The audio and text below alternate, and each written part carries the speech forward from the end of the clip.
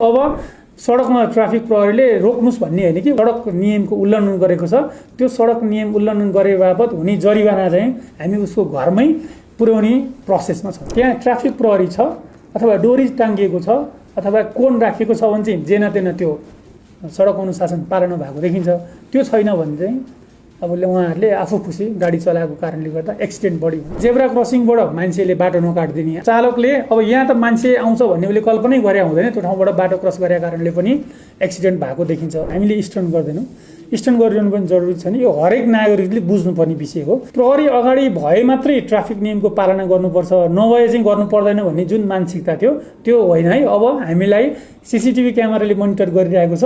मैले ट्राफिक छैन भनेर सडक नियमको उल्लङ्घन गरेँ भने म कारबाहीको दायरामा आउँछु भन्ने एउटा सन्देश दिन भए चाहिँ हामीले त्यो काम गरेका हौँ। ट्राफिक प्रहरीको तर्फबाट हुने कुनै पनि दुर्व्यवहार, कुनै पनि मिसबिहेभ र कुनै पनि कन्फ्रन्टेसन हुँदैन। अब ट्राफिक प्रहरीहरूले कुनै पनि सेवाग्राहीहरूसँग हात मिलाउँदैन, टाढेबाट नमस्कार गर्ने। गल्ती गर्यो भने यो मलाई महँगो पर्छ भन्ने खालको चेतना चाहिँ हरेक नागरिकमा हुनुपर्न जरुरी छ। कुनै पनि कानुनी कुरालाई अटेर गर्दा अथवा त्यसको ब्रिज गर्दाखेरि होइन मैले यति जरिवाना तिर्नुपर्छ, योभन्दा त म बरु के हो अनुशासित भएर चलाउँछु भन्ने खालको मानसिकता डेभलप गर्नको लागि फाइन चाहिँ हाई नै हुनुपर्छ। तपाईँहरूलाई रिक्वेस्ट के हो भने मादक पदार्थ सेवन गरेर सवारी साधन चलाएन भने त्यो फाइन 15,000 होस्, 50,000 होस्, 1 लाख होस्, कुनै सरकारले राख्दैन। जमलको चोक, बानेश्वरको चोक हेर्नु भने ट्राफिक प्रहरीले डोरी टाँगेको छ।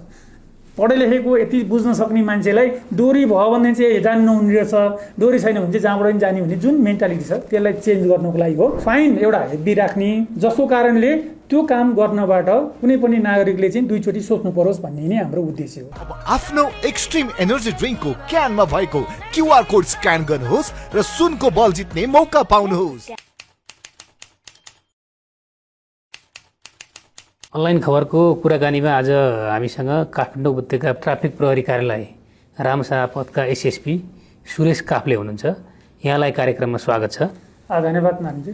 तपाईँले जुन यो ट्राफिक प्रहरी प्रमुखको जिम्मेवारी सम्हालेको 2 साता भएको छ, तपाईँ यहाँ जुन जिम्मेवारी सम्हाल्नुभन्दा पहिला जे सोच्नु भएको थियो यहाँ काठमाडौँ उपत्यका ट्राफिकको बारेमा के फरक पाउनुभयो? उस्तै रहेछ कि केही अलिकति फरक तपाईँको सोचाइमा? काठमाडौँको यो ट्राफिक व्यवस्थापनमा देखिएका समस्याहरू के छन् भन्ने विषयमा चाहिँ म जानकारी दिएँ र त्यसलाई कसरी समाधान गर्न सकिन्छ भन्ने हिसाबले आफ्नो जहाँ रहे पनि त्यसको बारेमा केही छलफल कुराकानी त भइरहेको अवस्था हो। अहिले उपत्यकाको ट्राफिकको व्यवस्थापन गर्ने जिम्मेवारीमा आएपछि ती कुराहरूलाई चाहिँ कसरी गर्न सकिन्छ भनेर अझै अध्ययन गर्ने क्रम र यो कुरामा हामीले सुधार्यौँ भने चाहिँ उपत्यकाको ट्राफिक